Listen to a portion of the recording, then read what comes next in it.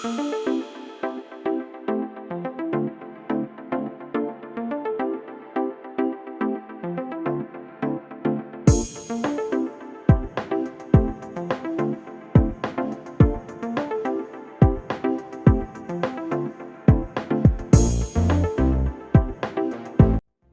Video உங்களுக்கு பிடிச்சிருந்துச்சுன்னா like பண்ணுங்க, ஷேர் பண்ணுங்க, கமெண்ட் பண்ணுங்க, சப்ஸ்கிரைப் பண்ணுங்க. அப்படியே பக்கத்தில் இருக்கிற பெல் ஐக்கானையும் கிளிக் பண்ணிடுங்க. அப்பதான் நாங்க போடுற வீடியோஸோட நோட்டிஃபிகேஷன் உங்களுக்கு உடனுக்குடன் வந்து கிடைக்கும். ஹாய், ஹலோ, எல்லாருக்கும் வணக்கம். நான் லதா கணேஷ். என்ன ரைட்டர் ஜி, நீங்கள் என்ன பண்ணுறேன்னு தானே நினைக்கிறீங்க? ஏதாவது ஒன்று புதுசாக ட்ரை பண்ணுவோமேன்னு என் கதையை நானே பேச வந்திருக்கேங்க. ஆமாங்க, இன்னைக்கு இந்த கதைக்கு நான் தான் ஆர்ஜே. ஃபர்ஸ்ட் நான் உங்கள் எல்லார்கிட்டையும் சாரி கேட்டுக்கிறேன். சாரி எதுக்குன்னா, லாஸ்ட் நான் போஸ்ட் பண்ண வீடியோவில் நிறைய பேர் பெரிய கதையாக போஸ்ட் பண்ணுங்க அப்படின்னு கேட்டிருந்தீங்க. இது என்னோட ஃபஸ்ட்டு ட்ரைங்கிறனால எதுக்கு எடுத்த உடனே பெருசாக ரிஸ்க் எடுக்கணும்னு சின்ன கதையோடு வந்திருக்கேன். அதுக்காக தான் இந்த சாரி. என்னோட இந்த புது முயற்சிக்கு உங்களோட அன்பும் ஆதரவும் இருக்குங்கிற நம்பிக்கையோட வாங்க கதையோட ஒன்லைன் என்னன்னு பார்த்துடலாம். நம்ம கதையோட ஹீரோ வாழ்க்கையே வெறுத்து போய் இருக்காங்க. படித்த படிப்புக்கு வேலை கிடைக்கல, வீட்டு வாடகை கொடுக்க முடியல. அட, இது நம்ம நாட்டில் இருக்கிற பல பேருக்கு இருக்கிற பொதுவான பிரச்சனை தான். அதே பிரச்சனை தான் நம்ம ஹீரோவும் ஃபேஸ் பண்ணுறாரு. இப்படி வாழ்வே மாயம்னு சோகத்தில் மூழ்கி கிடக்கிற நம்ம ஹீரோவோட வாழ்க்கையில் ஒருத்தர் வராரு. அட, உன் கஷ்டம் என்ன பெருசு, உன்னை விட கஷ்டப்படுறவங்கெல்லாம் இருக்காங்க, சும்மா எதுக்கு எடுத்தாலும் புலம்பிக்கிட்டேன்னு இன்னைக்கு ஒரு நாள் நீ நானாவும் நான் நீயாவும் வாழ்ந்து பார்ப்போம், இந்த சவாலை நீ ஏற்றுக்கிறியா அப்படின்றாரு. நம்ம பையன்தான் ஹீரோவாச்சே, சவாலை ஏற்றுக்காமல் இருப்பாரா? உடனே நான் சவாலுக்கு ரெடின்னு தயாராகிட்டாரு. நம்ம ஹீரோ அந்த சவாலில் ஜெயிச்சாரா? நம்ம ஹீரோவுக்கு சவால் விட்ட அந்த நபர் யாரு? அதையெல்லாம் தெரிஞ்சுக்க வாங்க கதைக்குள்ள போகலாம். கதையோட தலைப்பு நீ இன்று நானாக. எழுதியவர் லதா கணேஷ். வாசிப்பதும் அவரே. நீ இன்று நானாக. ஒரு நாள் இறைவன்.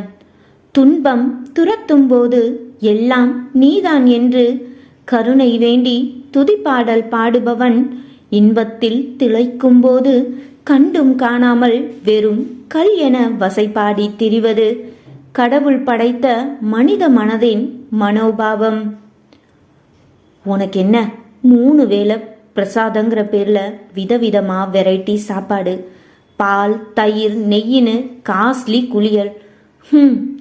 பிரச்சனைனா என்னன்னே தெரியாம யார் பிரச்சனையும் கண்டுக்காம ஒரு ஓரமா நல்ல இடம் பார்த்து உட்காந்துட்ட. ஆனா நீ படைச்ச நாங்க மட்டும் தினம் தினம் ஒரு பிரச்சனை பின்னாடி ஓடிக்கிட்டே இருக்கோம். எங்களை மட்டும் படைக்கும் போதே இந்த பிரச்சனைய முதுகுல மூட்டை கட்டி அனுப்பிடுற. ஒன்று முடிஞ்சு நிமிர்றதுக்குள்ள இன்னொன்று முன்னாடி வந்து நின்று சிரிக்குது. உன்னை மட்டும் ஒரு தடவை நேரில் பார்க்க முடிஞ்சா ஒரு நாள், ஒரே ஒரு நாள் மட்டும் நீ படைச்ச இந்த பாலா போன உலகத்துல உன் தெய்வீக சக்தி எல்லாத்தையும் விட்டுட்டு வாழ்ந்து காட்டுன்னு சவால் விடுவேன். நான் மட்டும் இல்லை, இந்த உலகத்தில் இருக்கிற பல பேர் உன்கிட்ட இதைத்தான் கேட்பாங்க. ஒருவேளை அதுக்கு பயந்துட்டு தான் யார் கண்ணுக்கும் சிக்காம கோயிலுக்குள்ளேயே ஒளிஞ்சிட்டு இருக்க போல என்று கோவில் வாசலில் இன்றும் தனக்கு வேலை கிடைக்காமல் போன விரக்தியில் வாய்க்கு வந்ததை புலம்பிக் கொண்டிருந்தான் கிருபாகரன். வெகு நேரமாய் உன்னை கவனித்துக் கொண்டிருக்கின்றேன், அப்படி உனக்கு என்னதான் பிரச்சனை என்று குரல் கேட்டு திரும்பி பார்க்க வெள்ளை உடையில் முகத்தில் பொலிவுடன் நின்றிருந்தார் ஒருவர். யார் சார் நீங்க? என்னதுக்கு நீங்க கவனிக்கணும் என்று சிடுசிடுப்புடன் வினவினான் கிருபா. எதற்காகவா என்று புதிராய் புன்னகை செய்தவர், எத்தனை நாட்கள் தான் கொடுப்பதை உண்டுவிட்டு ஓரமாய் அமர்ந்திருப்பது, அதனால்தான் உனக்கு உதவலாம் என்று வந்தேன் என்றார் அவர். என்னை படைச்சவனே என் பிரச்சனையை தீர்க்க முடியாம கல்லு சிலையா உட்காந்துட்டாரு, நீங்க எனக்கு உதவ போறீங்க. நல்ல கதையா இருக்கு, ஆனா கேட்க எனக்கு தான் நேரம் இல்லை. அடுத்த இன்டர்வியூக்கு ரெடி ஆகணும், 1008 வேலை கிடக்கு. வழிய விடுங்க சார் என்று அவரை சுற்றி கொண்டு சென்றான் கிருபா. கோவில் வாசலில் பார்க் செய்திருந்த தனது வண்டியை தேடிச் சென்றவன் அதன் அருகில் கோவிலில் பார்த்த அதே நபர் நிற்க கண்டு ஒன்றும் விளங்காமல் சுற்றுமுற்றும் பார்த்துவிட்டு, இந்த கோவிலுக்கு இன்னொரு வாசல் இருக்கா, இல்லை உங்களுக்கு மேஜிக் தெரியுமா, எனக்கு முன்னாடி வந்து சரியா என் பைக்கை கண்டுபிடிச்சு நிற்கிறீங்க என்று குழப்பமாய் தலையை சொரிந்து கொண்டே வினவினான் கிருபா. எனக்கான பதில் கிடைக்கவில்லையே, பதில் தெரியாமல் நான் எப்படி சொல்வது என்றார் அவர். என்ன பதில் வேணும் உங்களுக்கு? இங்க பாருங்க, நான் ஏற்கனவே ரொம்ப டென்ஷன்ல இருக்கேன், இதில் நீங்க வேற இன்னும் படுத்தாதீங்க, மண்டை காயுது சார், தொந்தரவு பண்ணாம கிளம்புங்க என்று சற்று கோபமாய் குரலை உயர்த்தி கூறினான் கிருபா. புன்னகை மாறாமல் வழியை விட்டு விலகி நின்றவர், எனக்கான பதில் கிடைக்கும் வரை உன்னை பின்தொடர்ந்து கொண்டே இருப்பேன் கிருபா என்று சிரித்தார் அவர். வண்டியை கிளப்பிக் கொண்டு சென்றவன் தலையை மட்டும் திருப்பி பார்க்க புன்னகை செய்தபடி நின்றவர் உன் பின் வருவேன் என்பது போல் செய்கை செய்திட அதில் கடுப்பானவன், இவர் என்ன லூசா, இல்லை என்ன லூசாக்க பார்க்கிறாரா என்று தனக்குள் கூறிக்கொண்டே தான் தங்கி இருக்கும் இடத்தை நோக்கி வண்டியை செலுத்தினான் கிருபா. செல்லும் வழியில் தான் வாங்கிச் சென்ற உணவு பொட்டலத்தை பிரித்து சாப்பிட துவங்கியவன், பார்க்க நல்லா தானே இருந்தாரு, அப்புறதுக்கு என்கிட்ட அப்படி சம்மதமே இல்லாமல் பேசினாரு, ஒருவேளை நான் புலம்புனதை கேட்டு சாமியே எனக்கு உதவி செய்ய இறங்கி வந்துடுச்சோ என்று யோசித்தவன் தன் தலையிலேயே ஓங்கி அடித்து கொண்டு, அட வேலை கிடைக்காத டென்ஷன்ல மூளை குழம்பிடுச்சு போல, நான் பேசினத எங்கேயோ ஓரமாக நின்று ஒட்டு கேட்டுட்டு பொழுது போகாம நம்மளை வச்சு காமெடி பண்ண வந்திருப்பாரு. பாத்தியா கடவுளே, ரோட்ல போற வரவங்க கூட என் நிலைமையை பார்த்து கேலி செய்கிறாங்க, அந்த நிலைமையில நீ என்ன வச்சிருக்க என்று மீண்டும் விட்ட புலம்பலை துவங்கினான் கிருபா. என்ன கிருபா, என்னை அழைத்தாயா என்று கோவிலில் பார்த்த அதே நபரின் குரல் தனக்கு பின் கேட்க, கதவை பூட்டிட்டு தானே வந்தேன் என்று வாசலை பார்க்க அது பூட்டியபடியே இருந்தது. அப்போ இந்த குரல் எங்கிருந்து வருது என்று மிரண்டு போய் குரல் வந்த திசையை திரும்பி பார்க்க, அவன் தங்கி இருந்த அறையின் ஓரத்தில் கிடந்த நாற்காலியில் ஒய்யாரமாய் அவன் அமர்ந்திருந்தார் கோவிலில் பார்த்த அதே புதியவர். யார் சார் நீங்க, பூட்டின வீட்டுக்குள்ள எப்படி வந்தீங்க என்று பயந்தபடி சுவற்றின் ஓரம் பள்ளி போல் ஒட்டி கொண்டவன், ஒருவேளை பேயா இருக்குமோ, பேய் பூதெல்லாம் கோயிலுக்குள்ள வராதுன்னு தானே சொல்லுவாங்க என்று நடப்பதை நம்ப முடியாமல் தனக்குள் புலம்பிக் கொண்டே அருகில் இருந்த தனது இஷ்ட தெய்வத்தின் புகைப்படத்தை எடுத்து தன் நெஞ்சோடு சேர்த்து அணைத்து கொண்டவன் திருநீரை அள்ளி நெற்றியில் பட்டை அடித்து கொண்டான். இங்க பாரு, நீ யாரா இருந்தாலும் சரி, இது எங்க ஊரு குலசாமி மதுரை வீரன் திருநீர் தெரியுமா, உன் மேல பட்டா போதும் பஸ்பமாயிடுவ என்று கிருபாகரன் கூறிக்கொண்டிருக்கும் போதே எழுந்து வந்தவர், இதைத்தான் சொல்கின்றாயா என்று கிருபாகரன் கையில் இருந்ததை வாங்கி தன் உடல் மீது பூசிக்கொண்டவர், எனக்கு இதன் மனம் எப்போதும் பிடிக்கும் கிருபா என்று சிரித்தார். எனக்குத்தான் தெரியுமே நீ பேயா இருக்க வாய்ப்பில்லைன்னு, பேயா இருந்தா கோயிலுக்குள்ள வர முடியாதுல்ல, பேய்க்கு கால் வேற இருக்காது என்று நடுக்கத்தை வெளிக்காட்டாமல் குனிந்து அவர் காலை பார்க்க அது மனிதர்களின் பாதம் போல் சாதாரணமாய் இல்லாமல் வித்தியாசமாய் பளபளவென்று மின்னியது. தன் கண்ணையே நம்ப முடியாமல், இது கனவு மட்டும்தான், கண்ணை திறந்து பார்க்கும்போது எல்லாம் மறைஞ்சிடும் என்று கண்ணை மூடிக்கொண்டு தனக்குத்தானே கூறிக்கொண்டு தனது கன்னத்தில் ஓங்கி தட்டிக்கொண்டே, முழிச்சுக்கோ கிருபா, முழிச்சுக்கோ, இது கனவு, இதுலேருந்து முழிச்சுக்கோ என்றான் கிருபாகரன்.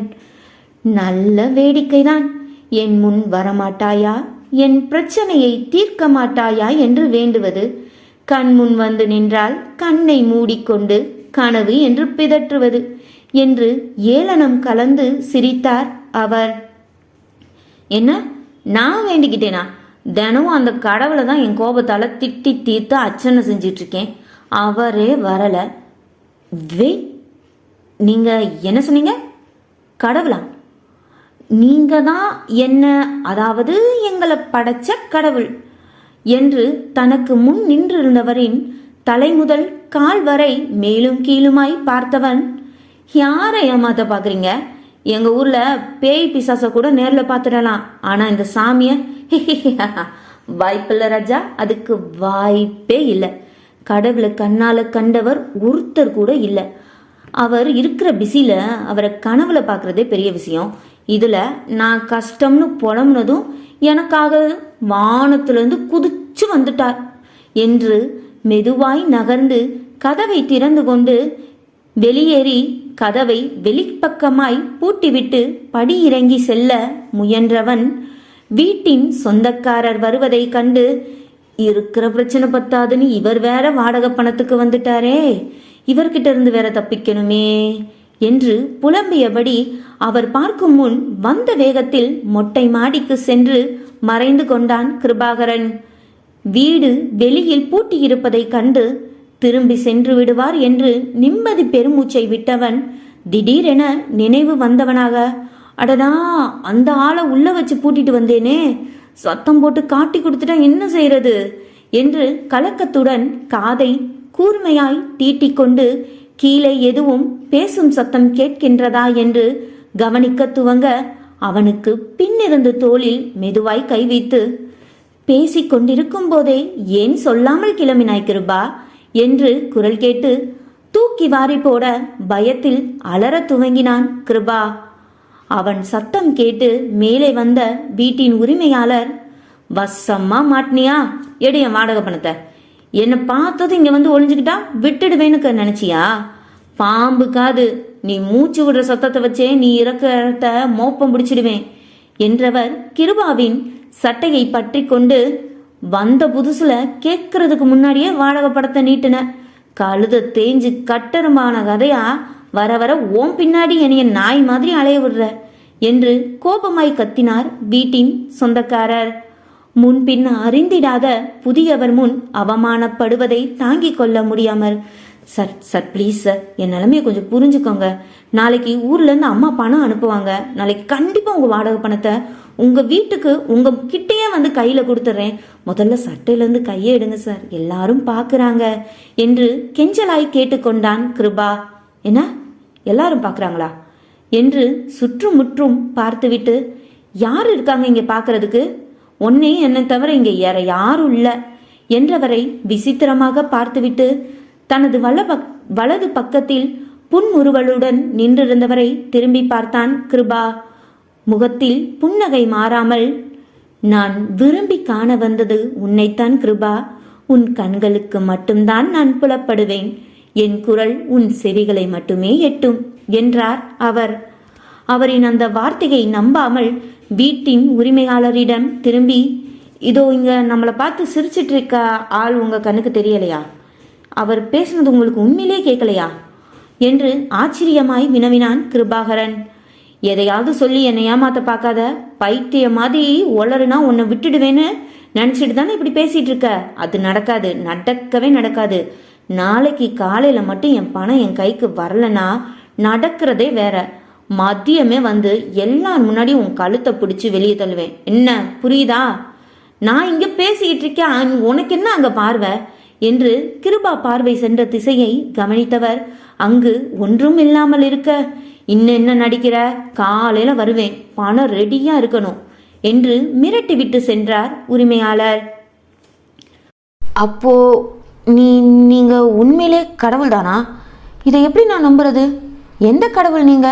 உங்க பேர் என்ன என்று சந்தேகம் தீராமல் வினவினான் கிருபா. யார் யாருக்கு என்ன பெயர் விருப்பமோ அந்த பெயரில் என்னை அழைப்பார்கள். சிலர் கையெடுத்து கும்பிடுவர், சிலர் மண்டியிட்டு வணங்குவர். பூஜை, ஜபம், தொழுகை எல்லாம் என்னை வணங்கும் முறைதான் என்று சிரித்தார் இறைவன். அது எப்படி ஒன்றாகும்? நல்லா குழப்புறீங்க என்றான் கிருபா. அம்மா என்று எந்த மொழியில் அழைத்தாலும் ஒரு அர்த்தம்தானே கிருபா என்று விளக்கம் தந்தார் இறைவன். நல்லாவே கதை விடுறீங்க என்று முன்பு இருந்தவரை தொட முயல கைகள் எதையோ தீண்டுவது போல் உணர்ந்தாலும் அது மனிதர்களின் உடல் இல்லை என்று தெளிவாய் தெரிந்தது. குளிரும் அனலும் சேர்ந்தது போல் இதுவரை அறிந்திடாத புது உணர்வாய் இருக்க, முன்பு இருந்தவர் உடல் சூரிய ஒளியை விட பல மடங்கு பிரகாசமாய் ஒளிர்ந்தது. அவரை காண முடியாமல் கிருபாவின் கண்கள் கூசிட, உண்மையிலே கடவுள்தான், எனக்கு உதவி செய்யதான் வந்தீங்களா என்றவன் தன்னை மறந்து ஒரு நொடி கை கூப்பி நின்றான். தான் இப்படி ஒரு சூழ்நிலையில் தவிப்பதற்கு முதல் காரணமே இந்த கடவுள்தான் என்று மூளை அறிவுறுத்த, வேகமாய் கைகளை விலக்கி கொண்டு, நீ கடவுள் தானே, என் பிரச்சனை என்னன்னு உனக்கே நல்லா தெரியும் தானே, அப்புறத்துக்கு என் முன்னாடி வந்து சும்மா என்ன பிரச்சனைன்னு கேட்டுட்டு இருக்க? உண்மையிலேயே எனக்கு உதவி செய்ய தான் வந்திருக்கன்னா நீயாவே என் பிரச்சனையை தீர்த்து வைக்கலாம் இல்லையா? அதை விட்டுட்டு திடீர்னு முன்னாடி வந்து பயம் காட்டிட்டு, சின்ன பையன் பயந்துட்டேனா இல்லையா? இந்த உலகத்தையே காக்கிற கடவுள் இப்படி சின்ன பிள்ளை மாதிரியா விளையாடிட்டு இருக்குது? இப்படி விளையாடிட்டு இருக்க உன்னை நம்பி எப்படி எங்கள் பிரச்சனை என்னன்னு சொல்ல முடியும், சொல்லு என்று கேள்வி எழுப்பினான் கிருபாகரன்.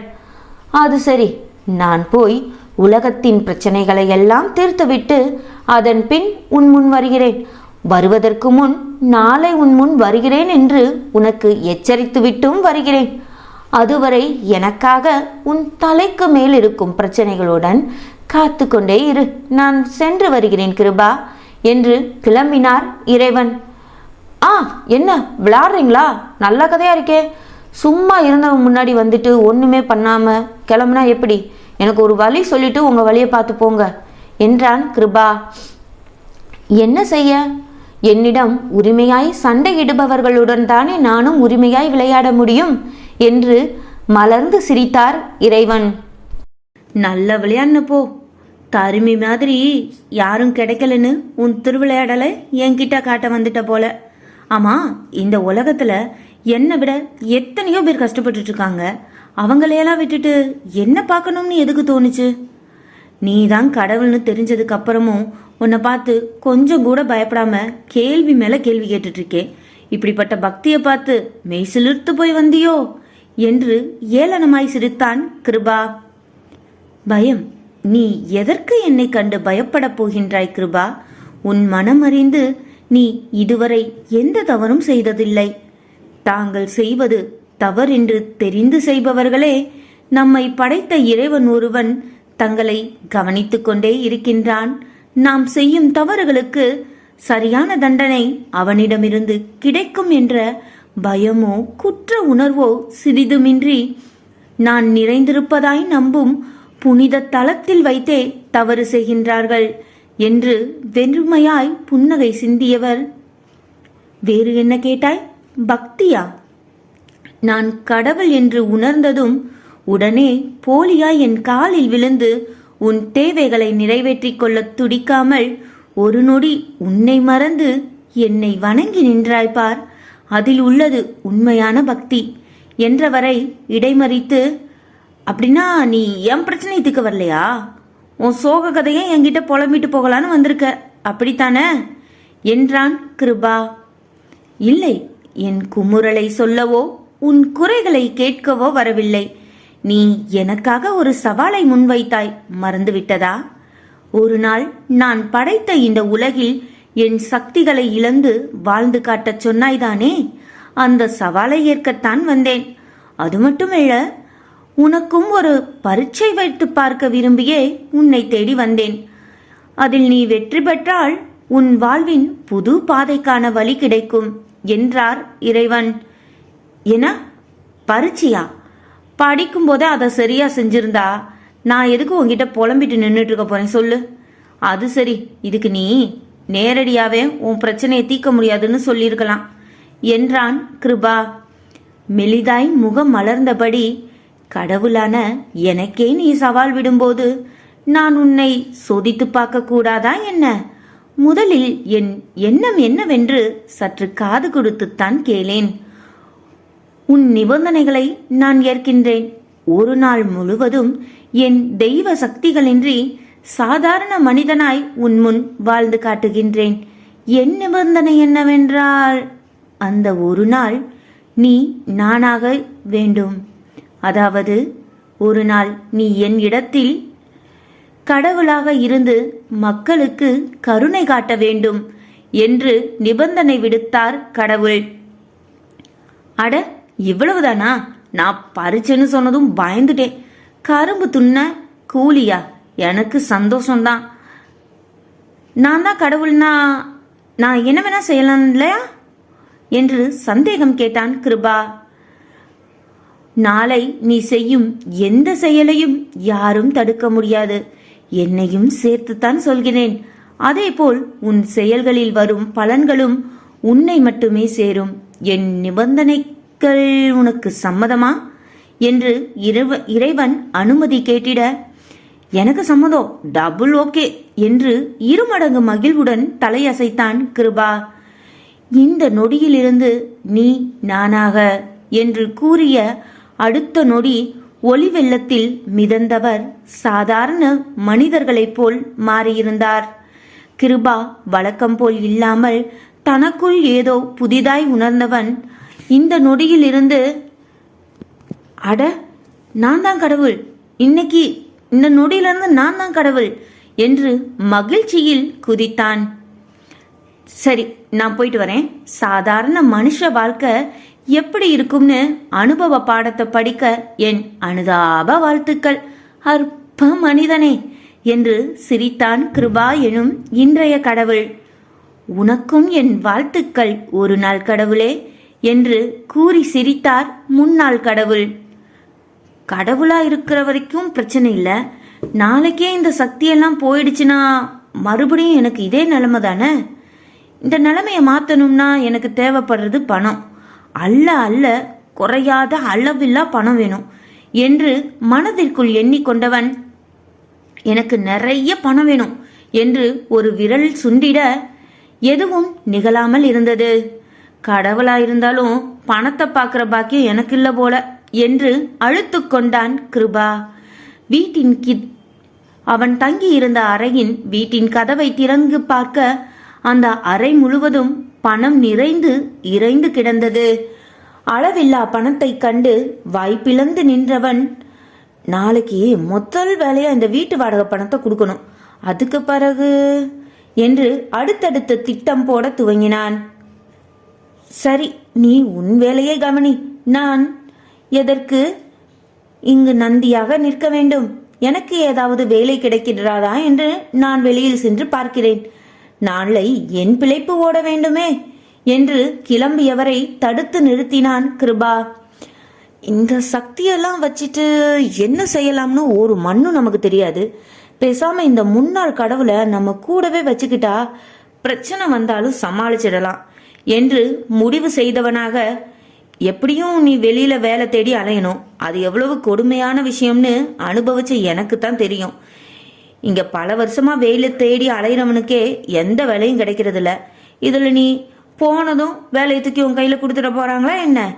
என்னை தேடி வந்து எனக்கு இப்படி ஒரு வாய்ப்பு தந்ததால நானும் உனக்கு ஒரு வாய்ப்பு தரேன். இன்னைக்கு ஒரு நாள் நீ தான் எனக்கு அசிஸ்டன்ட். உனக்கு ஓகேவா? சம்பளமா இதோ இதை வச்சுக்கோ என்று அறையில் நிறைந்து கிடந்த பணத்தை ஒரு கையால் அள்ளி கொடுத்தான் கிருபா. அல்ல குறையாத பணம் உன்னிடமிருந்தும் ஒரு கையால் மட்டுமே அள்ளி கொடுக்கும் உன் கருணை உள்ளத்தை கண்டு வியந்து போகிறேன். இதையே நான் கடவுளாயிருந்து செய்தபோது என்னை கஞ்சன் என்றும் பாரபட்சம் பார்த்து செல்வங்களை அள்ளி கொடுப்பதாகவும் வசைபாடுவார்கள். நன்றி கிருபா என்று அவன் கொடுத்ததை வாங்கி கொண்டார். என்னவோ பொடி வச்சு பேசுற மாதிரி தெரியுது. ஒரு நாள் வேலைக்கு மொத்த பணத்தையுமா கொடுக்க முடியும் என்று கிருபா ஒற்றை புருவம் உயர்த்தி வினவிட, நான் மொத்தமாய் கேட்கவில்லை, என் முந்தைய நிலையை புலம்பினேன், அவ்வளவே என்றார் அவர். கிருபா சந்தேகம் விலகாமல் பார்க்க, அது ஒன்றுமில்லை கிருபா என்று விளக்கம் தர முன்வர, என்ன உரிமையா பேரை சொல்லி கூப்பிடுற? நான் தான் இன்னைக்கு கடவுள், மறந்துடுச்சா என்றான் கிருபா. இன்று ஒரு நாள் மட்டும்தான் என்று உனக்கு மறந்து விட்டதா என்றார் அவர்.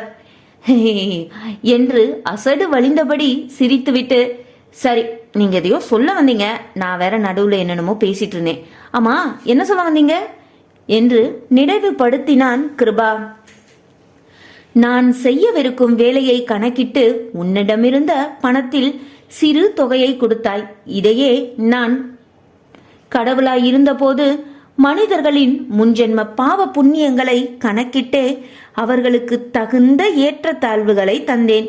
நீ செய்யும்போது நியாயமான ஊதியமாய் தெரிவது நான் செய்தபோது அநியாய செயலாய் சித்தரிக்கப்பட்டது என்று சுட்டி காட்டிவிட்டு, என் வேலைகள் என்னவென்று நீ இன்னும் சொல்லவே இல்லையே என்றார்.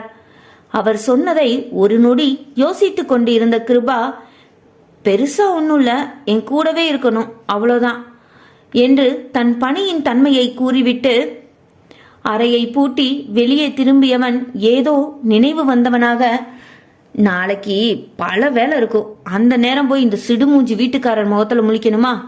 2 மாச வாடகைக்கு என்ன பேச்சு பேசுறாரு, இப்பவே அந்த பணத்தை அவர் முகத்துல எரிஞ்சிட்டு வந்துடலாம் என்று கைகளில் மீண்டும் கொஞ்சம் பணத்தை அள்ளி கொண்டவன் வேகமாய் அறையை பூட்டிவிட்டு கிளம்பி சென்றான்.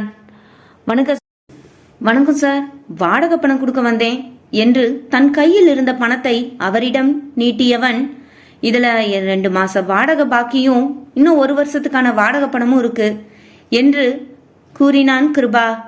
என்ன கிருபா, இன்னைக்கு உன் முகத்துல புதுசா ஒரு ஒளி வீசுது, வேலை எதுவும் கிடைச்சிடுச்சா, இல்ல என் வீட்டு கூரையை பிச்சுட்டு பணமழை கொட்டுதா? இவ்வளோ பணத்தையும் மொத்தமா கொண்டு வந்து நீட்டுற என்று ஆச்சரியமாய் வினவியபடி கிருபாகரன் பின் இருந்தவரை கவனித்து, யார் இந்த பையன், புதுசா தெரியறான், நீ பணம் பறிக்க புது பலியாடு கிடைச்சிடுச்சு போல, வாடகை பணம் கொடுக்க முடியலன்னு ரூமுக்கு புது ஆளை சேர்த்துட்டியா என்று ஏளனமாய் வினவினார் வீட்டின் உரிமையாளர். அது உங்களுக்கு தேவையில்லாத விஷயம் சார், உங்களுக்கு வேண்டியது பணம், அது கிடைச்சிடுச்சுல, அப்புறம் எதுக்கு வேண்டாத கேள்வி கேட்டுட்டு இருக்கீங்க என்று பேச்சுவார்த்தையை முடித்திட நினைத்தான் கிருபா. நீ இருக்கிறது என் வீடு, யார் வராங்க போறாங்கன்னு நான் கேட்க கூடாதா? அது சரி, சம்பாதிச்சு அம்மாவை உட்கார வச்சு சாப்பாடு போட வேண்டிய வயசுல இன்னும் அவங்க கிட்ட இருந்து பணம் வாங்கி பொழப்ப நடத்துற உன்கிட்ட போய் கேட்டேன் பாரு, என்ன சொல்லணும் என்று கோபமாய் கூறினார் வீட்டின் உரிமையாளர். வணக்கம் சார், நான் அட்சயன், கிருபாவோட நண்பன். நாளைக்கு ஒரு நாள் தான் இங்க இருப்பேன், என் வேலை முடிஞ்சதும் கிளம்பிடுவேன் என்று அவரை சமாதானப்படுத்த முயன்றான் அட்சயன். நீ எவ்வளோ தன்மையா பேசுற, இவனும் இருக்கானே புதுசா பணத்தை பார்த்ததும் இல்லாத ஆட்டம் ஆடுறான் என்றார் வீட்டுக்காரர். ஆமா, நான் ஆடுறேன், இவர் பாடுறாரு, நீ வாப்பா, கிளடு கட்டக்கிட்ட நமக்கு என்ன பேச்சு, நமக்கே தலைக்கு மேல 1008 வேலை கிடக்கு என்று வெளியேறி சென்றான் கிருபா. அட்சயன், அதென்ன அட்சயன்? நான் கேட்டப்போ எனக்கு இனம் மதம் குலம் எதுவும் இல்லைன்னு சொன்ன, இப்போ இந்த பேர் மட்டும் எங்க இருந்து முளைச்சது என்றான் கிருபா. ஏனப்பா, அதில் உனக்கு என்ன குறை? ஆளாளுக்கு அவரவருக்கு விருப்பப்பட்ட பெயரை எனக்கு வைக்கின்றனர், எனக்கென்று ஒரு பெயரை நானே தேர்ந்தெடுத்தது அவ்வளவு பெரிய குற்றமா என்ன என்றான் அட்சயன். குத்தமில்ல சாமி, குத்தமே இல்லை, அதென்ன அத்தனை பேர் இருக்கிறப்ப அட்சயன், இந்த பேர்ல அப்படி என்ன புதுசா இருக்குன்னு தெரிஞ்சுக்கலாம்னு கேட்டேன் என்றான் கிருபா. ஒவ்வொரு பெயருக்கும் ஒரு காரண காரியம் உண்டு கிருபா. அட்சயன் பெயரின் அர்த்தம் எல்லோருக்கும் அருள்பவன் என்று பொருள். நானும் யாருக்கும் பாரபட்சம் பார்த்து கருணை காட்டுவது இல்லையே, அதனால்தான் இந்த பெயர் எனக்கு பொருத்தமாக இருக்கும் என்று எண்ணினேன் என்றான் அட்சயன். யாரு நீ? நீ பாரபட்சம் பார்க்காத ஆளு, இந்த கதையை நான் நம்பணும். நீ படைச்ச இந்த மனுஷங்களை ஏற்றத்தாழ்வு இல்லாம எல்லாரையும் ஒரே நிலைமையில தான் நீ வாழ வச்சிட்டு இருக்கியா? இருக்கிறவன் இன்னும் சேர்த்துக்கிட்டே போறான், இல்லாதவன் வறுமையில செத்துட்டே போறான் என்று விரக்தியாய் சிரித்தான் கிருபா. நான் எங்கப்பா பாரபட்சம் பார்த்தேன்? எல்லா மனிதர்களுக்கும் ஒரே வானம், ஒரே பூமி, சுவாசிக்க காற்று, குடிக்க நீர் என்று எல்லோருக்கும் ஒன்றாய்தானே தருகிறேன். இதில் நீ சொன்ன பாரபட்சம் எங்கிருந்து வந்தது? நான் படைத்த மனிதர்களும் மிருகங்களும் வாழ ஏதுவான சூழ்நிலையை ஒரே போல்தான் எல்லோருக்கும் அமைத்து கொடுத்துள்ளேன். ஆனால் நான் படைத்த மனிதர்கள் நீங்கள் உங்களுக்காக உருவாக்கிய பணம்தான் உங்களுக்குள் நான் ஏற்படுத்தாத பாரபட்சத்தை ஏற்படுத்தியுள்ளது என்றார் அட்சயன்.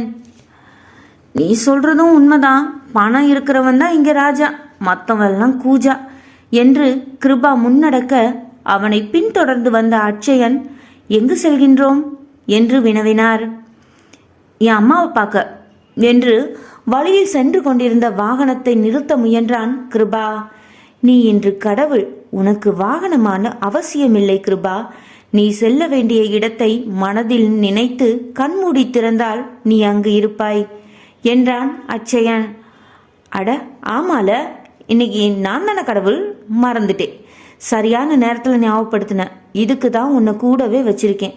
நான் மறக்கும்போது எனக்கு இப்படி அப்பப்போ ஞாபகப்படுத்து, ஓகே என்று கட்டளை பிறப்பித்தான் கிருபா.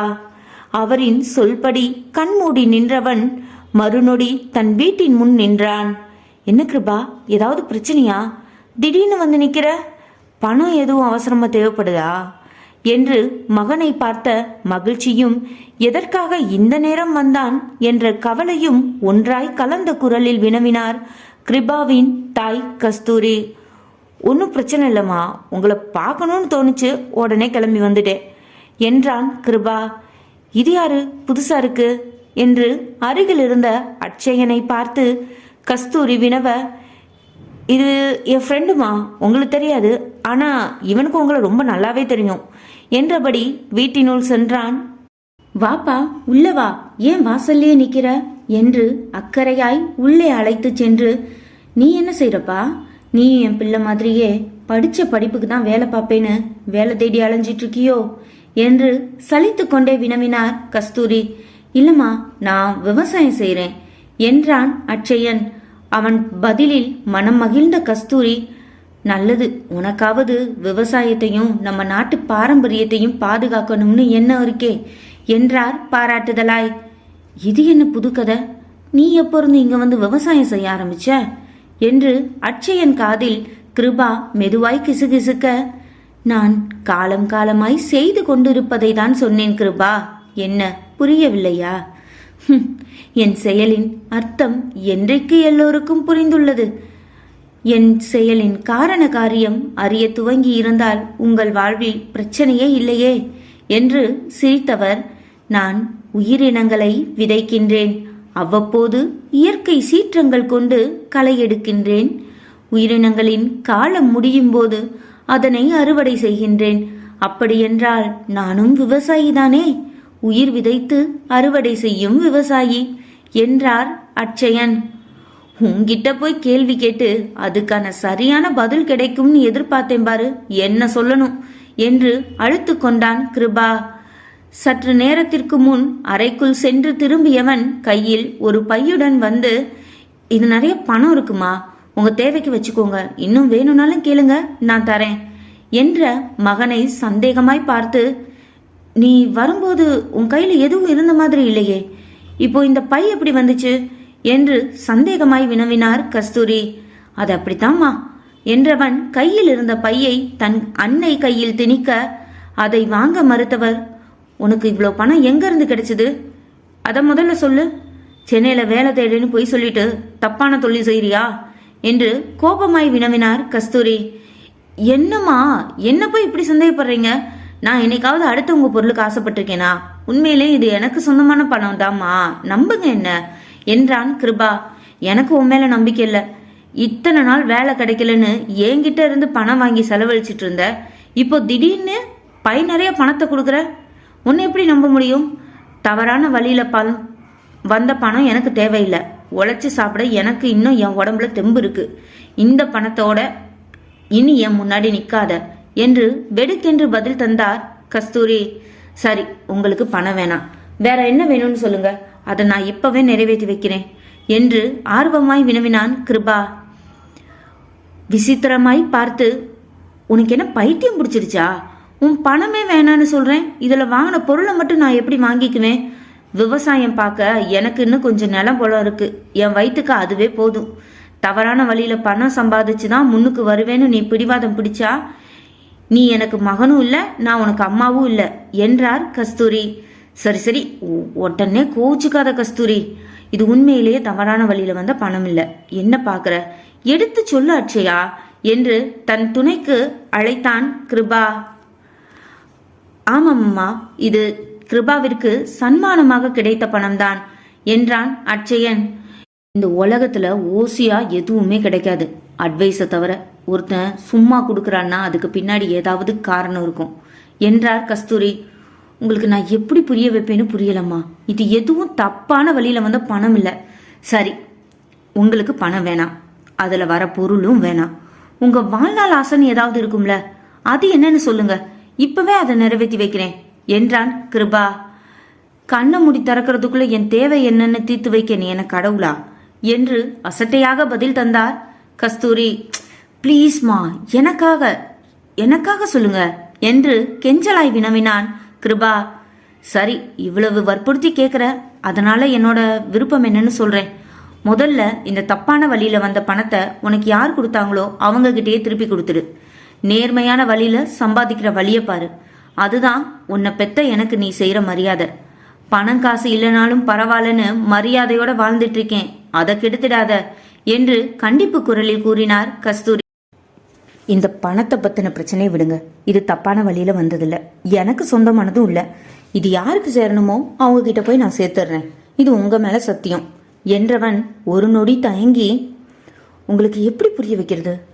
கிட்ட வாங்களேன், இன்னும் கொஞ்சம் கிட்ட வாங்க. இன்னைக்கு எனக்கும் கடவுளுக்கும் ஒரு டீலிங் இருக்கு. இன்னைக்கு நான் என்ன கேட்டாலும் கடவுள் எனக்காக செஞ்சு கொடுப்பாரு என்று பாதி உண்மையை கூறி மீதியை மறைத்தான் கிருபா.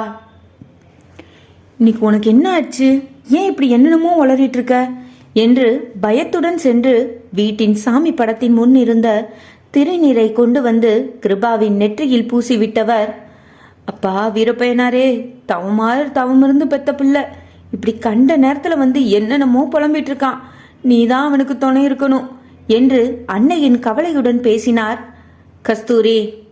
உங்களை திருத்த முடியாது என்று தலையில் அடித்து கொண்டவன், நீங்களா எதுவும் கேட்க வேணாம், உங்களுக்கு என்ன தேவைன்னு எனக்கு தெரியும் என்று சாமி படத்தின் முன் நின்று இரு கை கூப்பி, கடவுளே, இந்த பூமியில எல்லாரை விட விவசாயிகள் தான் ரொம்ப கஷ்டப்படுறாங்க, அவங்க கஷ்டத்தை போக்க காலம் தவறாத மழை தரணும், அதுக்கு நீ அருள் புரியணும். பருவ காலங்கள் பொய்க்காம சரியா இருக்கணும், அதுக்கு நீ கருணை காட்டணும் என்று விரலை சுண்டினான் கிருபா. கிருபா, மழை கடவுள் தர வேண்டும், சரி, அவர் கொடுப்பதை ஒழுங்காக சேர்த்து வைக்க தெரியாமல் தடுமாறும் மனிதனை என்ன செய்ய வேண்டும் என்றார் அட்சயன். சப்போர்ட்டு கொடுக்கிறவர் ஒழுங்கா கொடுத்தா நாங்களும் ஒழுங்கா சேர்த்து வைப்போம் என்றான் கிருபா. கெடுப்பவனை விடுத்து கொடுப்பவனை பழித்தால் பாவம் கிருபா என்று பாவமாய் முகத்தை வைத்து கொண்டான் அட்சயன். நீ பேசாத, எங்களுக்கு எல்லாம் தெரியும், இன்னைக்கு நான் தான் என்று சொல்ல துவங்கியவன் பாதியில் நிறுத்தி, இன்னைக்கு நான் தான் உனக்கு முதலாளி, அதை மறந்துடாத என்று எச்சரிக்கையுடன் முடித்தான் கிருபா. பயந்தவன் போல் வாயில் கை வைத்து அட்சயன் நிற்க, பிள்ளை ஏண்டா மிரட்டுற? அது சொன்னதுல என்ன தப்பு இருக்கு? எங்க காலத்துல எல்லாம் மழை காலம் பொய்க்காம பொழியும், மழை நீரை சேர்த்து வைக்க ஏரி குளம்னு ஊருக்கு நிறையவே இருந்துச்சு. இப்ப குளம் எங்கன்னு தேட வேண்டியதா இருக்கு. எல்லாத்தையும் பிளாட் போட்டு கட்டடமா எழுப்பிட்டு மழை காலத்துல வீட்டுக்குள்ள வெள்ளம் வருதுன்னு ஆளுக்கு புலம்புறது. மழை வரும்போது அணை கட்டி ஒழுங்கா தண்ணியெல்லாம் சேர்த்து வைக்கிறது விட்டுட்டு அனாமத்தா கொண்டு போய் கடல்ல கலக்கிறது. அதுக்கப்புறம் வெயில் காலத்துல தண்ணி இல்லைன்னு பக்கத்து மாநிலத்துக்காரங்கிட்ட கையேந்த வேண்டியது. தப்பையெல்லாம் நம்ம மேல வச்சுக்கிட்டு கடவுளை குத்தம் சொல்லி என்னடா பிரயோஜனம் என்று கஸ்தூரி கோபமாய் விளக்கம் தந்தார்.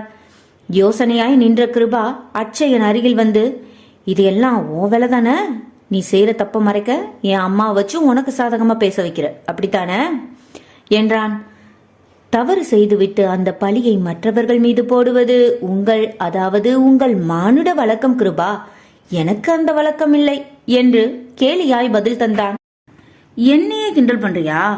ஒரு நாள் சாப்பாட்டுக்கு வெளியில அலைஞ்சு பார்த்தாதான் நீ படைச்ச மனுஷங்க படுற பாடு உனக்கு தெளிவா புரியும். ஒரு வேலை கடைக்கு எவன் காலில் விழ வேண்டியது இருக்கு தெரியுமா? இந்த நிமிஷத்துல இருந்து நீ என் கூட இருக்க தேவையில்ல, போ, வெளியே போய் உனக்கான வேலையை தேடிக்கோ என்று தீர்மானமாய் கூறினான் கிருபா. அதன் பின் உன் விருப்பம். சரியாய் இன்று இரவு உன்னிடமுள்ள எனது சக்திகள் மீண்டும் என்னிடமே திரும்பிவிடும். மற்றொன்றை உன் நினைவில் நிறுத்திக்கொள். இன்று நீ செய்யும் அனைத்தும் உன் பொறுப்பு மட்டுமே. அதற்கான பழியையும் தூக்கி என் மீது போடக்கூடாது. என்ன, புரிந்ததா என்று அச்சயன் அறிவுறுத்த, இதை சொல்லியே என்ன ஆஃப் பண்ணிடு என்று தனக்குள் சொல்லிக்கொண்டே, சரி சரி, நீ பேசின எல்லாத்தையும் மனசுல வச்சுக்காம பெரிய மனசு பண்ணி உன்னை மன்னிக்கிறேன், நீங்க என் கூடவே இருந்துட்டு போ என்றான் கிருபா. உங்கள் உத்தரவை மீற முடியுமா கிருபா? தங்கள் சித்தம் என் பாக்கியம் என்று சிரித்தான் அட்சயன். என்னம்மா, வந்ததுலேருந்து சும்மா வளவலன்னு பேசிட்டே இருக்கீங்க, கொஞ்சம் சாப்பாட்டையும் கண்ணில் காட்டுங்க என்றான் கிருபா. சாப்பாடுலாம் இல்லை, முதல்ல இந்த பணத்தை யார்கிட்ட கொடுக்கணுமோ அவங்க கிட்ட திருப்பி கொடுத்துட்டு வந்துரு, அப்புறம்தான் உனக்கு சாப்பாடு என்றார் கஸ்தூரி. போறேன் போறேன், கடவுளா இருந்தாலும் சாப்பாட்டுக்கு என் பாடு திண்டாட்டம் தான் போல என்று வாய்க்குள் முணுமுணுத்தபடி கிளம்பி சென்றான் கிருபா.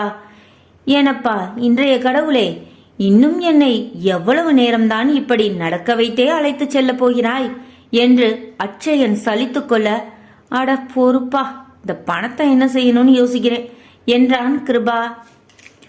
உனக்கு தேவையில்லை என்றால் உண்மையில் தேவைப்படுபவர்களுக்கு கொடுத்து விடு என்று யோசனை சொன்னான் அட்சயன். தேவைப்படுறவங்களை இப்படி கண்டுபிடிக்கிறது என்று தனக்குள் கிருபா தீவிரமாய் யோசித்துக் கொண்டு நிற்க, என்ன கிருபா, கையில் கிடைத்த அளவில்லா பணத்தை இழக்க மனமில்லையோ என்று அட்சயன் குரல் ஏளனமாய் ஒலித்தது. எனக்கு அடுத்தவங்க பொருள் மேலே என்னைக்குமே ஆசை இருந்ததில்லை என்று கிருபா கோபமாய் பதில் தர, தெரியும் தெரியும், உன்னை படைத்து இத்தனை ஆண்டுகளாய் பார்த்து கொண்டுதானே இருக்கின்றேன், இது கூட தெரியாதா என்ன? ஒருவேளை கை நிறைய பணத்தை கண்டதும் மனம் தடுமாற துவங்கி உனக்குள் இருந்த நல்லவனை அழித்துவிட்டு கெட்டவன் வெளிவந்து விட்டானோ என்று நினைத்தேன் என்று மேலும் வெறுப்பேற்றும்படி பதில் தந்தான் அட்சயன். என்ன ரொம்ப பேசுற, இன்னைக்கு நான் தான் கடவுள், மறந்துடுச்சா என்று கிருபா எச்சரிக்கை விடுக்க, இது என்ன நியாயம்? நான் கடவுளாய் இருந்தபோது உன் வாழ்வில் நடக்கும் எல்லா பிரச்சனைக்கும் நான் தான் காரணம் என்று உன் வசைமொழிகளில் எனக்கு அர்ச்சனை செய்வாய். நீ கடவுள் என்றதும் நான் பயந்து அமைதியாகிவிட வேண்டுமா என்ன? என்னால் முடியாது. அது சரி, நான் யாருக்கும் எந்த நல்லதும் செய்யாமல் ஒதுங்கி இருந்ததாய்தானே என்னை திட்டினாய். நீ கடவுளாய் மாறிய இந்த நேரம் வரை எத்தனை பேருக்கு உதவி செய்தாய்? நீயும் சுயநலமாய் உனக்கு வேண்டிய செல்வத்தை கேட்கின்றாய், உன் வீட்டுக் கடனை அடைக்கின்றாய், உன் அம்மாவிற்கு வேண்டியதை செய்ய நினைக்கின்றாய். அப்படியென்றால் நீயும் சுயநல கடவுள்தானே என்றான் அட்சயன். அட்சயன் வார்த்தைகள் எல்லாம் கிருபா மனதில் ஆழமாய் பதிந்து அவன் செய்த தவறை உணர்த்தியது. இனி இந்த தவறை செய்யக்கூடாது.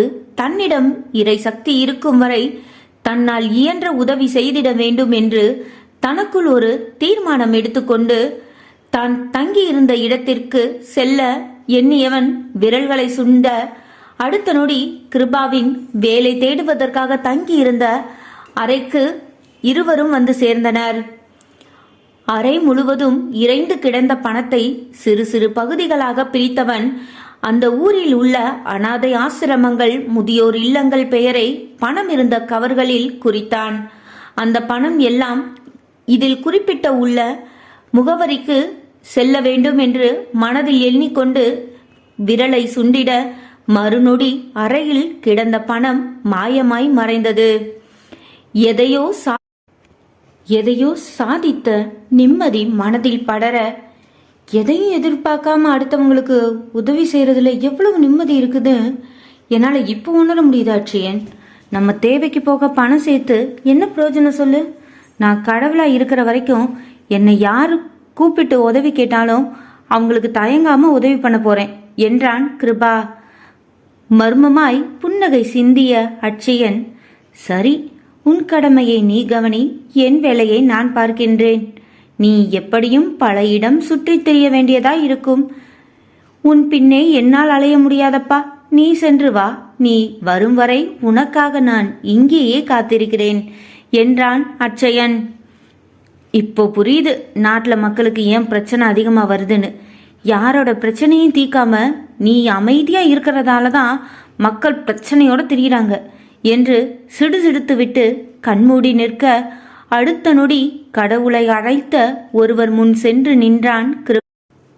என்ன சார், என்ன எதுக்கு கூப்பிட்டீங்க என்று கிருபா வினவ, நீ யாரு தம்பி, நான் எதுக்கு ஒன்று கூப்பிட போறேன் என்று முகம் திருப்பினார் அந்த முதியவர். நீங்க என்ன கூப்பிடல சார், கடவுளை கூப்பிட்டீங்களே என்றான் கிருபா.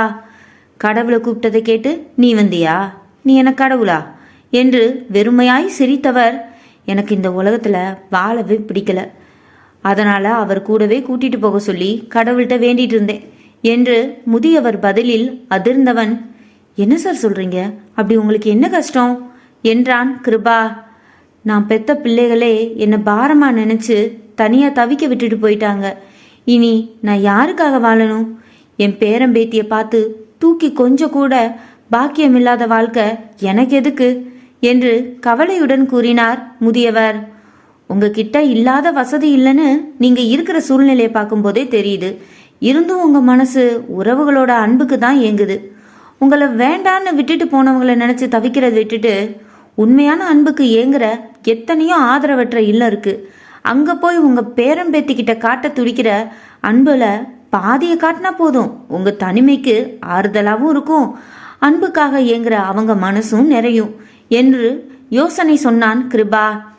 சற்று அமைதியாய் யோசித்தவர், நீ சொல்றதும் சரிதான் தம்பி, அன்பு மறுக்கப்படும் போதுதான் அதோட அருமை புரியுது. என்னை பத்தி கவலைப்படாம பிரிஞ்சு போனவங்களை பத்தி இனி நான் கவலைப்பட போறதில்ல.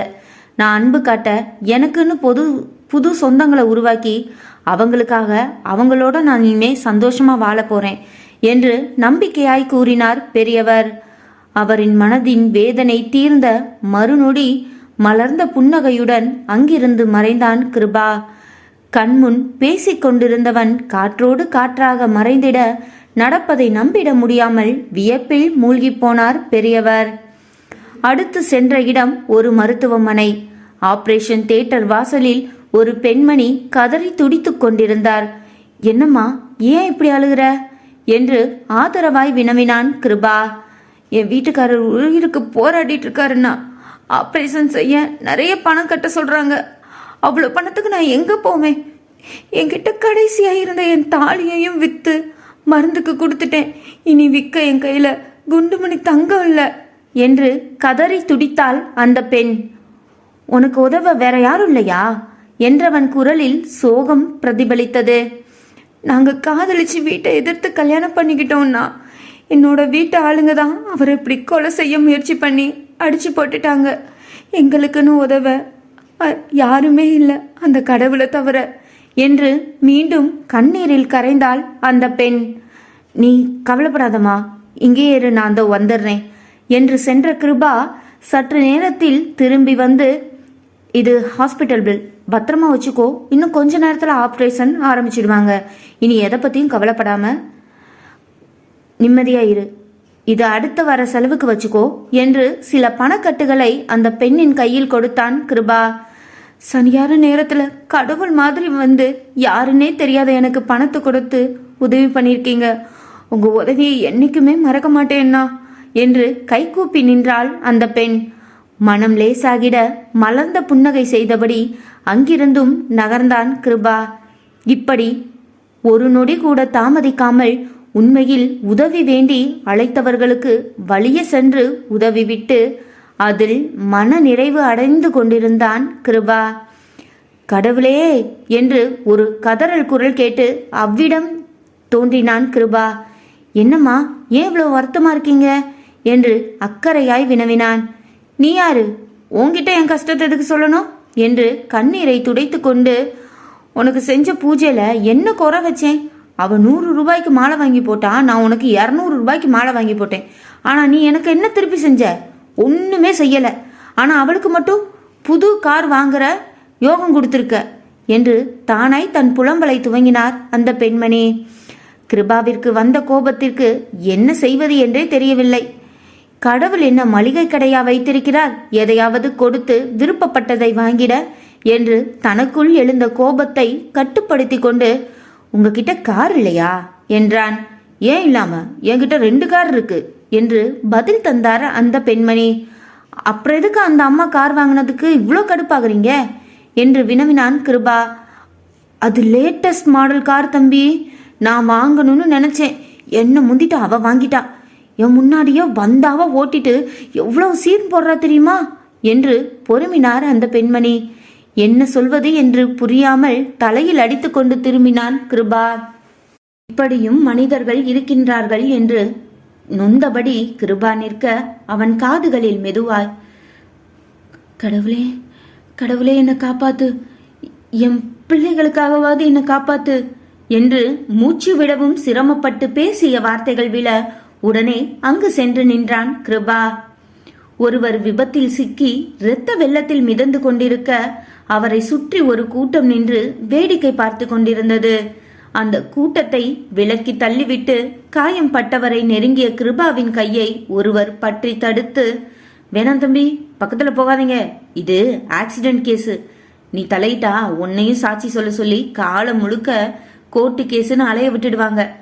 ஆம்புலன்ஸுக்கு சொல்லியாச்சு, எந்த நேரத்துல வந்துடும், வீணா உன் தலையை கொடுத்து மாட்டிக்காத என்று இலவச அறிவுரை வழங்கினார் அவர். ஒரு மனுஷன் உங்க கண்ணு முன்னாடி உயிருக்கு போராடிட்டு இருக்காரு, இந்த நேரத்துல கூட நமக்கு பிரச்சனை வரும்னு ஒதுங்கி நின்று வேடிக்கை பார்க்க சொல்றீங்களா என்று கோபமாய் வினவி காயம் கொண்டவரை தன் மடி மீது தூக்கி வைத்து கொண்டு அவர் காயங்களை மெதுவாய் தொட்டு பார்த்தான் கிருபா. கிருபாவின் கை பட்டவுடன் காயங்களின் வேதனை மறைந்தது போல், என்னை எப்படியாவது காப்பாத்திடுங்க, என் குடும்பமே உங்களை தெய்வமா கும்பிடும் சார் என்று இறைஞ்சும் குரலில் வேண்டுதல் வைத்தார் காயம் பட்டவர். உங்களுக்கு ஒன்றும் ஆகாது என்று ஆறுதலாய் அவர் கரம் பற்றி கண்மூடி அமர்ந்தவன் மனதினில், இவர் உயிருக்கு எந்த ஆபத்தும் வரக்கூடாது என்று விரல்களை சுண்டிட எந்த மாற்றமும் நிகழாமல் இருந்தது. மீண்டும் கண்மூடி அதையே திரும்ப நினைத்து கொண்டு விரல்களை சுண்டிட கிருபாவின் கட்டளை பலிக்காமல் அவன் மடியிலேயே அவர் உயிர் பிரிந்தது. கனத்த இதயத்துடன் ஆம்புலன்ஸில் உடலை ஏற்றி அனுப்பி வைத்துவிட்டு விரக்தியாய் சுற்றி இருந்தவர்களை கவனிக்க சிலர் கண்டும் காணாதது போல் ஒதுங்கிச் செல்ல, ஒரு சிலர் தங்கள் மொபைலில் நடந்தவைகளை வீடியோவாக எடுத்து கொண்டிருந்தனர். சுயநலமாய் வாழும் மனிதர்கள் மத்தியில்தான் நாமும் வாழ்ந்து கொண்டிருக்கின்றோம் என்று விரக்தியாக எண்ணிய கிருபா யாரும் இல்லாத வீதியில் தனிமையில் நடந்து சென்றான். அண்ணா அண்ணா காப்பாத்துங்கண்ணா, பொறுக்கி பசங்க என்கிட்ட வம்பிழுக்கிறாங்கண்ணா என்று கிருபாவின் பின்வந்து ஒளிந்து கொண்டாள் ஒரு பெண். அவள் சொன்னது போலவே 4 அடியாட்கள் போன்ற தோற்றம் கொண்ட தடியன்கள் கிருபாவின் முன் வந்து நின்று, ஒழுங்கு மரியாதையா நீயா அந்த பொண்ணை எங்ககிட்ட விட்டுட்டு ஓடிடு, இல்ல நாங்க யாருன்னு காட்ட வேண்டியதா இருக்கும் என்று ஒருவன் முன்னேறி அந்த பெண்ணை கைப்பற்ற முயல அதை தடுத்து நிறுத்திய கிருபா, இங்க பாரு, நானே செம்ம கடுப்புல இருக்கேன், தேவையில்லாம என்கிட்ட பிரச்சனை பண்ணாம விலகி ஓடிடுங்க என்று எச்சரிக்கை விடுத்தான்.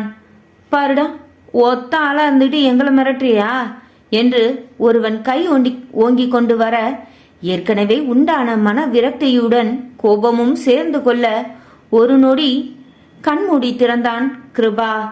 அவன் கண்ணில் உண்டான கோபத்தின் அனல் சுற்றி இருந்த அனைத்தையும் எரித்து சாம்பலாக்கியது. அதில் பயத்துடன் உதவி கேட்டு வந்த பெண்ணும் கருகி அந்த இடத்திலேயே மடிந்தாள்.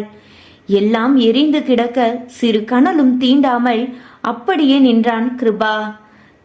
தான் எவ்வளவு பெரிய தவறு செய்து விட்டோம் என்று உணர்ந்த கிருபா அதற்கு மேல் என்ன செய்வது என்று புரியாமலும் கலக்கத்துடனும் கடற்கரை நோக்கி சென்றான். சிறிது நேரத்தில் அவன் கண் முன்னே இருந்த கடற்கரை மணல் மறைந்து அவன் குடியிருந்த வீட்டில் அட்சயன் முன் அமர்ந்திருக்க கண்டு தனக்கு கொடுக்கப்பட்ட ஒரு நாள் முடிந்து விட்டது என்று புரிந்து கொண்டான் கிருபா. தன்னை நோக்கி மர்மமாய் புன்னகை செய்த கடவுளை கோபமாய் முறைத்தவன், உனக்கு சவால் விட்டது தப்புதான், அதுக்காக இப்படி எனக்கு வரம் கொடுக்கற மாதிரி கொடுத்து உன் பகையை தீர்த்திருக்க கூடாது. இன்னைக்கு என் கண்ணு முன்னாடி எந்த தப்பு செய்யாத 2 அப்பாவே உயிர் போச்சு, அதுக்கு நான் தான் காரணங்கிற குற்ற உணர்வே இனி என் வாழ்நாள் முழுக்க என்னை கொல்லாம கொல்லும், இனி என்னால எப்படி நிம்மதியா வாழ முடியும் என்று வேதனை தாங்காமல் இன்று நடந்த அனைத்தையும் கூறி அரற்றினான் கிருபா. இன்று நடந்தவற்றில் எதை உன் தவறு என்று புலம்புகின்றாய்? கை நிறைய பணம் கிடைத்தும் தவறான வழியில் செல்லாமல் நியாயமான விஷயங்களுக்கு கொடுத்தாயே, அது தவறா? தன் மகனே கொடுத்தாலும் தவறான வழியில் கிடைத்த பணம் என்று எண்ணி தொட்டுக்கூட பார்க்காத உன் அம்மா செய்தது தவறா?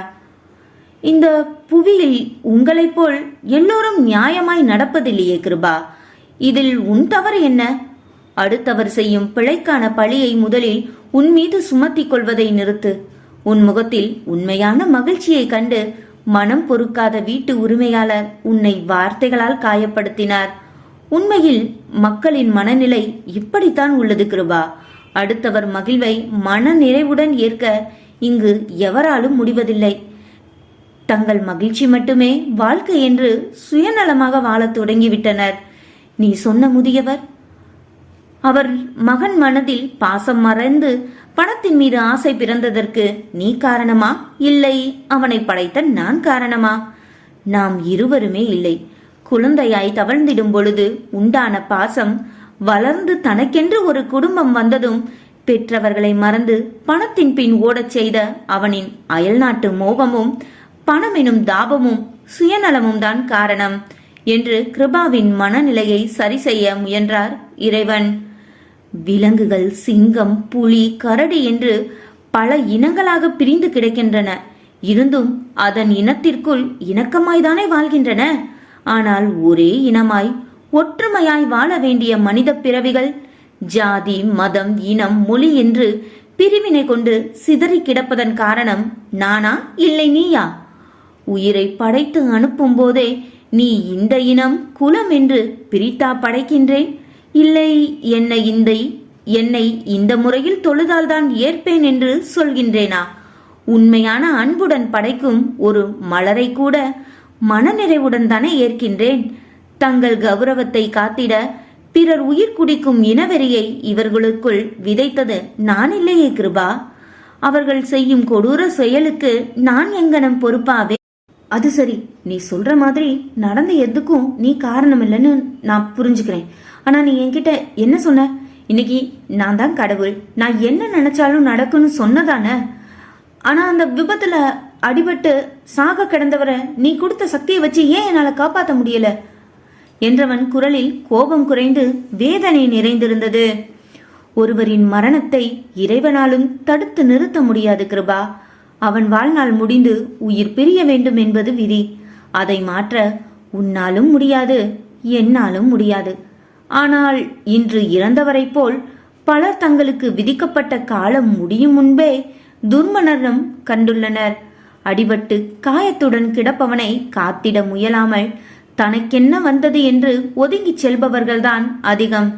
எங்கு காயம் பட்டவரை காப்பாற்ற சென்றால் தங்களுக்கு பிரச்சனை வந்துவிடுமோ என்று மனிதாபிமானம் மறந்து சுயநல இயந்திரங்களாக மனிதர்கள் மாறியதற்கு நான் காரணமில்லையே என்றார் இறைவன். எல்லாத்துக்கும் விளக்கம் தந்த, கடைசியா அந்த பொண்ணோட சாவுக்கு என்ன விளக்கம் சொல்ல போற? நீ சொன்ன மாதிரி எல்லாத்துக்கும் நீ காரணம் இல்லைன்னே வச்சுக்கலாம். அந்த அப்பாவி பொண்ணுக்கு நடந்த அநீதிக்கு யார் காரணம் என்று விளக்கம் கேட்டான் கிருபா. அதற்கு இங்கு நடக்கும் அநியாயங்கள் தான் காரணம். இன்று முழுவதும் உன் மனதில் உண்டான வெறுப்பு அளவில்லா கோபத்தின் காரணம். சாமானிய மனிதன் கோபம் கொண்டாலே சம்பந்தமில்லாத நபர்கள் பாதிக்கப்படுகின்றனர். இந்த உலகத்தையே படைத்து பாதுகாத்திடும் கடவுளின் கோபம் எப்படி இருக்கும்?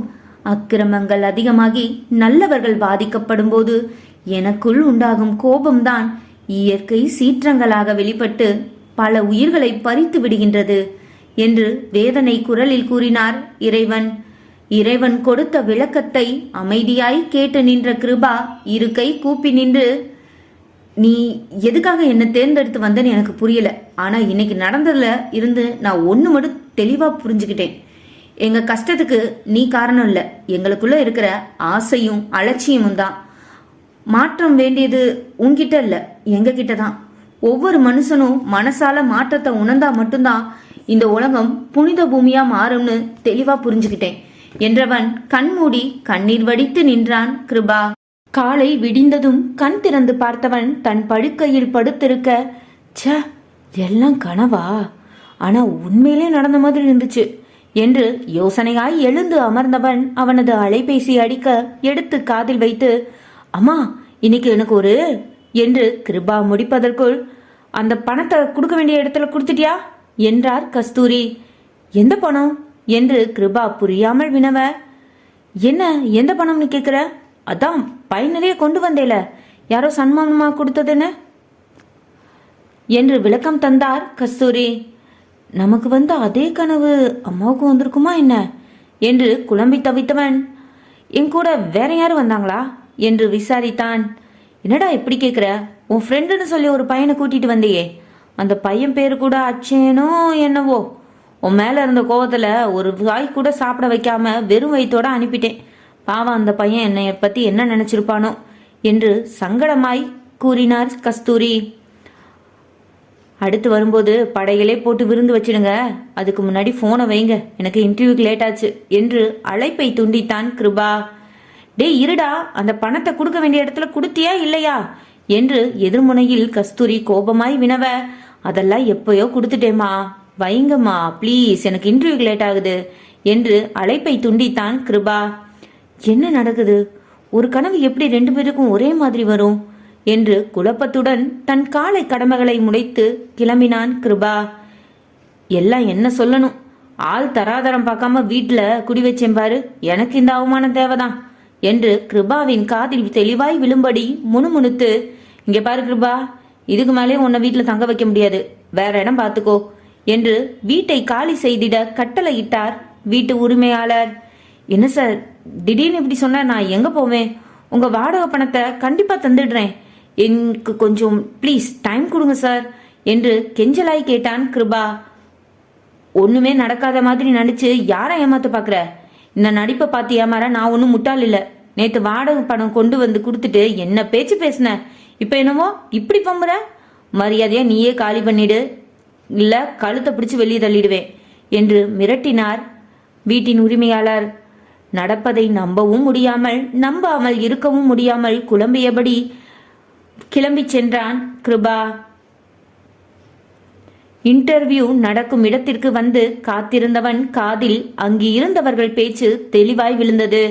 இங்க பாரு, நேற்று ஒரே தெருவில் 5 பேர் ஒரே இடத்துல கருகி செத்து கிடந்திருக்காங்க. அதுல ஒரு பொண்ணோட டெட் பாடியும் இருந்திருக்கு.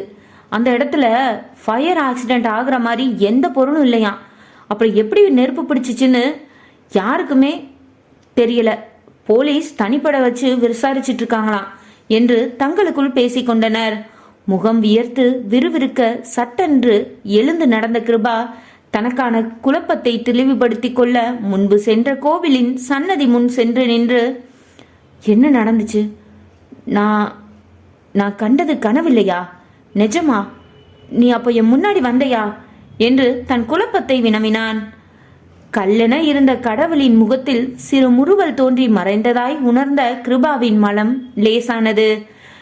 நடந்தது உண்மையா பொய்யான்னு தெரியல, ஆனா அடுத்து நான் என்ன செய்யணும்னு ஒரு முடிவுக்கு வந்துட்டேன் என்று கோவில் வாசலில் நிறுத்தி இருந்த தனது வண்டியை நோக்கி சென்றான். யாரையோ தம்பி என்று அழைக்கும் குரல் கேட்டு அந்த குரல் பழக்கப்பட்டது போல் இருக்க ஆர்வமாய் திரும்பி பார்த்தான் கிருபா. கோவில் சன்னதி முன் நின்றிருந்த ஒருவனை வெள்ளை உடை அணிந்த ஒருவர் அழைத்து கொண்டிருந்தார். கிருபா தன்னை கவனிப்பதை அறிந்து அவன் புறம் திரும்பி மலர்ந்த முகமாய் அழகாய் சிரித்துவிட்டு மீண்டும் திரும்பிக் கொண்டார் அவர். கிருபாவின் முகத்திலும் அதே புன்னகை ஒட்டிக்கொள்ள தான் தங்கி இருந்த வீட்டிற்கு சென்று வீட்டு உரிமையாளரிடம் கூறிவிட்டு வீட்டை காலி செய்துவிட்டு தன் சொந்த ஊருக்கு புறப்பட்டான். கிருபா, நேத்து தான் வந்த, அதுக்குள்ளே மறுபடியும் வந்திருக்க, இன்டர்வியூ என்னாச்சு என்று அக்கறையாய் விசாரித்தார் கஸ்தூரி.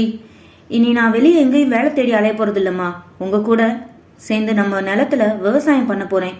இனி உங்களை தனியா விட்டுட்டு எங்கேயும் போக மாட்டேன். நம்ம ஊர் குழந்தைகளுக்கு இலவசமா பாடம் சொல்லி தர போறேன். பொண்ணுங்களுக்கு தற்காப்பு கலை கத்துக்க ஏற்பாடு செஞ்சு தர போறேன் என்று தனது திட்டங்களை வரிசையாய் அறிவித்தான் கிருபா. மகனின் திடீர் மாற்றம் கண்டு மனம் மகிழ்ந்தவராய், உன் மனசு மாறினதுல ரொம்ப சந்தோஷம் கிருபா, இதுக்கு காரணம் அந்த அட்சய தம்பியா தான் இருக்கும், ஒரு நாள் வீட்டுக்கு கூட்டிட்டு வா என்றார் கஸ்தூரி. சில மாதங்கள் கடந்து ஊருக்குள் பழித்து வேலையில்லாமல் திரிந்த இளைஞர்களுக்கு விவசாயத்தின் மகத்துவத்தை எடுத்துரைத்து அவர்களையும் இணைத்து கொண்டு விவசாயத்தில் பல புதுமைகளை புகுத்தி அதிகப்படியான விளைச்சலை கண்டான் கிருபா.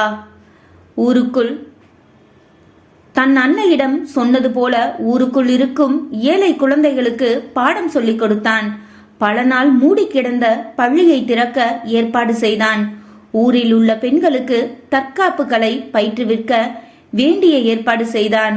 அதன்படி பல பெண்கள் கராத்தே மற்றும் தற்காப்பு கலைகளை கற்று தங்களிடம் வாலாட்டுபவர்களுக்கு சரியான பாடம் கற்றுக் கொடுத்தனர். தன் நிலத்தில் தானே விவசாயம் செய்த பயிர்களை கடவுள் முன் படைத்து கண்மூடி நின்றான் கிருபா. படித்த படிப்பிற்குத்தான் வேலை செய்வேன் என்று சொல்லிக் கொண்டிருந்தாய், இது என்ன திடீர் மாற்றம் என்று குரல் கேட்டு கண் திறந்து பார்த்த கிருபா மகிழ்ச்சியில் முகம் மலர, என்ன வாத்தியாரே, வந்து பரீட்சை வச்சு பாடமும் நடத்திட்டு இப்படி கேட்டா என்ன அர்த்தம் என்றான் கிருபா. ஊருக்குள் நிறைய நல்லது செய்கின்றாய் போல எல்லோரும் உன்னை நடமாடும் கடவுளாய் பார்க்கின்றனர். பார்த்துப்பா, எனக்கு போட்டியாக வந்து விடாதே என்று சிரித்தார் அவர். என்ன பொறாமையா? இது உனக்கு கொஞ்சம் கூட பொருத்தமா இல்ல. என்ன திடீர்னு என்ன பார்க்க கிளம்பி வந்துட்ட? நாட்டை திருத்த போகலையா என்று கிண்டலாய் வினவினான் கிருபா. கொஞ்ச நாட்களாக உன் புலம்பல் இல்லாமல் இருந்ததா, அதான் என்னவென்று பார்த்துவிட்டு போகலாம் என்று வந்தேன். சரி, இன்னொரு முறை நீ இன்று நானாக விளையாடி பார்ப்போமா என்றார் அவர். போதும் சாமி, ஒரு தடவை பட்டதே போதும்.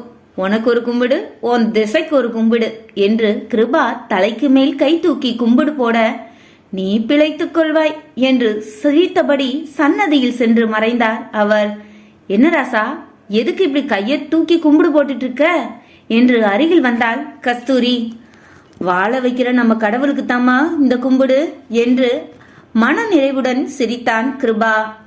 அவன் மாற வேண்டும், இவன் மாற வேண்டும் என்று பிறரின் மாற்றத்திற்காக காத்திராமல் உன்னை நீ உணர்ந்து உனக்குள் மாற்றத்தை புகுத்திடு. உலகம் உனக்கேற்றதாய் அழகாய் மாறிடும். இனி எல்லாம் சுகமே சுகமே. மக்களே, உங்க எல்லாருக்கும் கதை பிடிச்சிருந்ததா? கதை பிடிச்சிருக்குங்கிற நம்பிக்கையோட ஒரு சின்ன கேள்வி. சப்போஸ் உங்க முன்னாடி கடவுள் முன்னாடி வந்து நீ என்று நானாக விளையாடி பாப்போமான்னு கேட்டா நீங்க என்ன பதில் சொல்வீங்க? கடவுளா மாறி என்னென்ன வேலை செய்வீங்கன்னு கருத்தை கமெண்ட் பாக்ஸ்ல சொல்லுங்க. ரைட்டர் ஜி, கடவுள் நம்பிக்கையே இல்லை எனக்கு அப்படின்னு சொல்றவங்க சூப்பர் நேச்சுரல் பவர் மூலமா இன்னைக்கு ஒரு நாள் நீங்க வேற ஒருத்தரா வாழ வாய்ப்பு கிடைச்சா யாரா மாறுவீங்க, எதனால மாறுவீங்கன்னு கமெண்ட்ல சொல்லுங்க. பாப்போம் யார் யார் என்ன கமெண்ட் பண்ணிருக்கீங்கன்னு தெரிஞ்சுக்க ஆவலுடன் உங்களிடமிருந்து விடைபெறுவது உங்கள் லதா கணேஷ். மீண்டும் ஒரு அற்புதமான கதையுடன் மீண்டும் உங்களை சந்திக்கிறேன். நன்றி, வணக்கம்.